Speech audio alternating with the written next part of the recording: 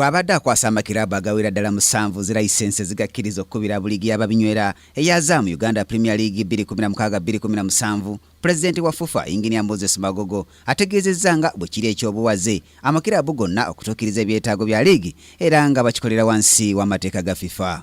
Magogo annyonnyodde nga okwewandiisa bikiyamba amakirabu mu nzirukanya yaago ey'emirimu.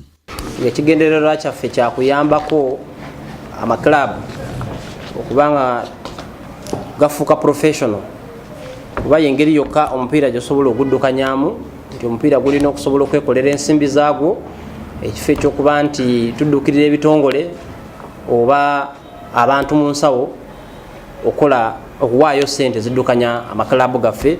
Okusinziira ku Dr. Patrick Ogwal ngono yakulira ebyokugabaza license mu FUFA ategeezezza nga amakirabu 7 gokka ku 16 ge gaakatuukiriza ebyetaago ate nga amalala 7 gakyabuzaako ebyetaago olwo Express FC mukwano gw'abangi ne The Saints FC zo tezinabaako yadde we zaatuuse. Clubs which fall within the category of full licenses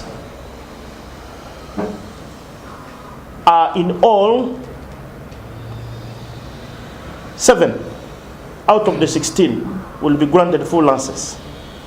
And I want to say that the highest score in this evaluation exercise for 2016-17 is KCC with a percentage of 88% out of 100. They take the first position.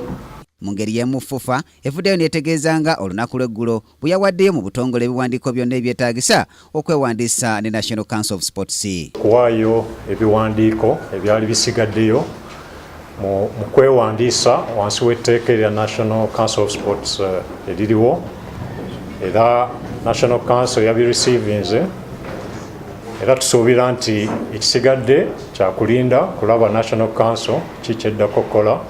Nenga mbiwandiika ebyaweereddwayo twataddemu ekya amannya ag'aba trustee aba FUFA, constitution gye tukolerako kati era n'obukakafu obulaga nti FUFA ekyusizza FUFA Limited okubeera Scoreline Limited.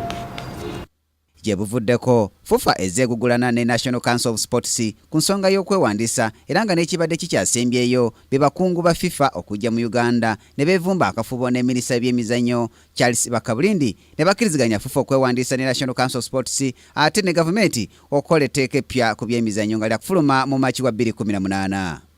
Olunaku olwaleero FUFA nga kyekibiina ekikulembera omuzannyo gw'omupiira mu ggwanga kivuddeyo ne kigaba amabaluwa gayita license eri amakirabu agawera ddala 7 nga gakulembeddwa KCCFC nga gano ge makirabu agasobodde okutuukiriza ebyetaagisa ebyo ebibakkiriza okuba nti basambira mu liigi y'ababinywera era Uganda Azam Premier League, wabula nga amakirabu amalala 2 okuli Express FC ne Saints Go teganatuukiriza byetaagisa nga gaweereddwa salesale okutuuka ng'ennaku z'omwezi 12 gabenga geeterezezza. Ku lwa Kingdom TV amalindi ag'ebyemizannyo nze munabya mizannyo Brian Katende wano ku FUFA House e Mengo. This is Kingdom TV.